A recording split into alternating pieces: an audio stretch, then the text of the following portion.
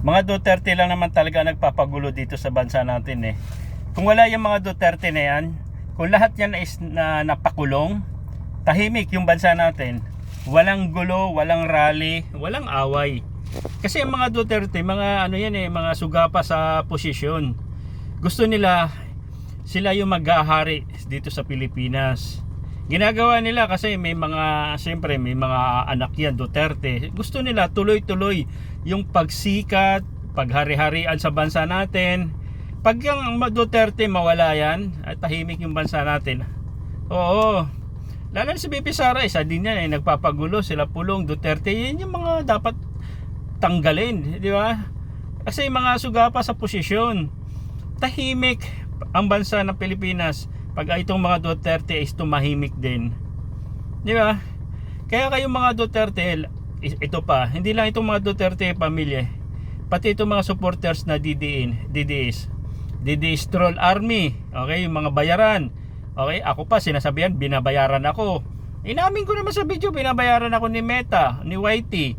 O kayo, binabayaran kayo as troll. O mga nakalock profile para lang manira kayo sa gobyerno. Diba? Tapos sabihin nyo si PBBM bangag, kayo naman si Tatay Digong nyo, yun naman talaga adik at saka bangag. Inamin niya, may video din naman, no? Diba? Alam nyo yung mga Duterte naman talaga 100,000% na talaga sila ang dahilan kaya lalong gumulo. Magulo na nga, mas lalong gumulo nung pumasok itong mga Duterte sa matagal na sa politika yung mga yun eh. Pero pagdating sa nasyonal, no, bilang presidente, vice president, lalo nagkakagulo. Pero kung Davao, di ayan mo. Kung Davao lang talaga, dun lang sila maghari-harian eh, di bala kayo.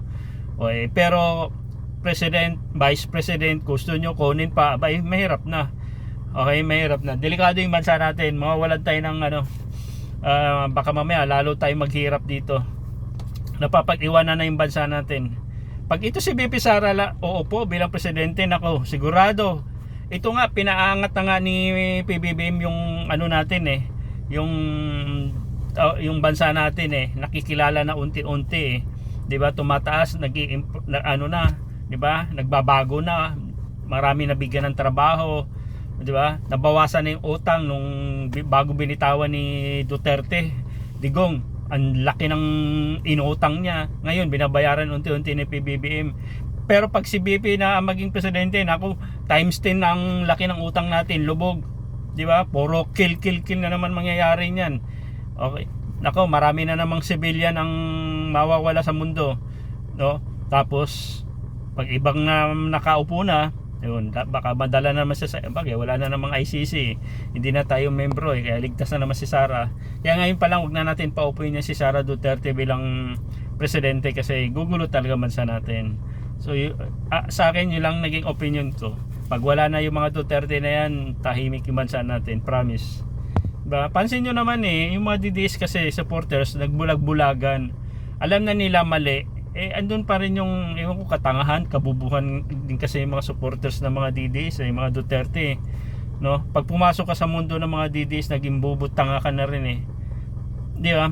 Si PBBM na nga yung nagbulgar ng corruption, siya na nga yung mag-aayos, gusto niya pakulong lahat yung mga nagnakaw ng pera natin, tapos pinipigilan. Alam nyo bakit? Kasi nga sila yung corruption kasi pag nakulong sila, kawawa.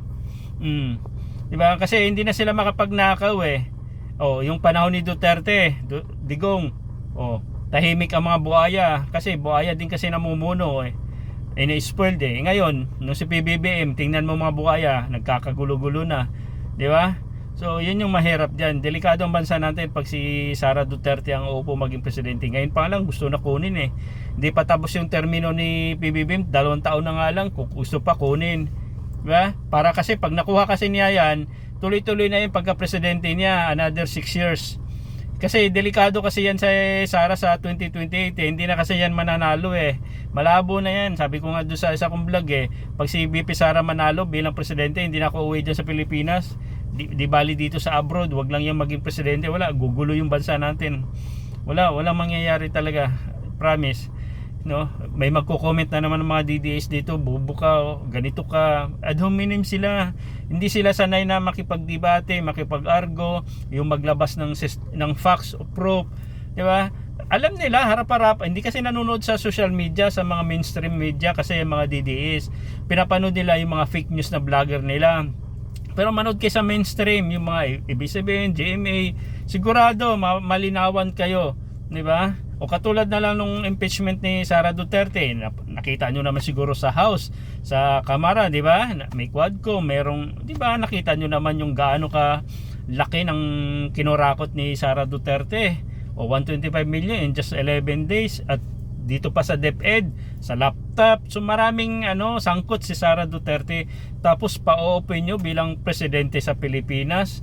Nako, baka times 100 pa yung ikukurakot niya, hindi lang sa DepEd, hindi lang sa OBP. O kung siya maging presidente, baka pati kaban yung pundo yung pera pala sa presidente, baka kukunin na rin niya yan. Di ba? Kung ang OBP nga niya bilyon-bilyon yung ninanakaw, much more pag naging presidente pa. So yun yung mahirap. Kaya iwasan na natin na makaupo yan si Sara Duterte kasi delikado yan, mga idol. No, so yun lang naman yung opinion ko bilang isang OFW, no. Hindi deserve ni Sara Duterte na maging president, at saka hindi niya kaya magpatakbo ng bansa, na isang bansa.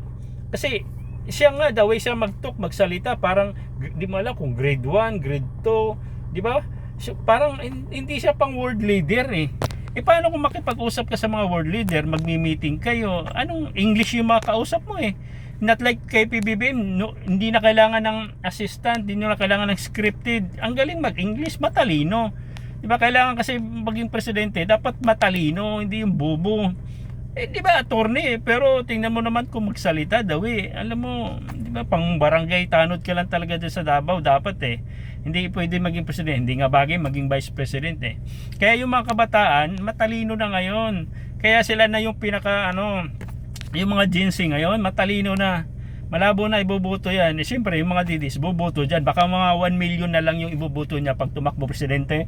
Swerte na siya pag naka 5 million na mga DDS. Kasi ibang DDS, nagbabaliktaran na rin eh.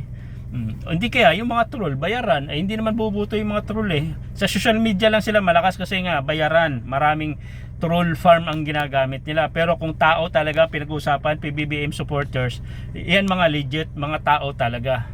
Pero yung mga DDS ay mga troll, mga nakalak ang profile. Imagine mo yun. So, para sa akin, malabo si Sara. Sana nga, kasi kung panalunin nyo pa si BP Sara, ay magdasal na po kayo. Pagdasal na po natin yung bansa natin.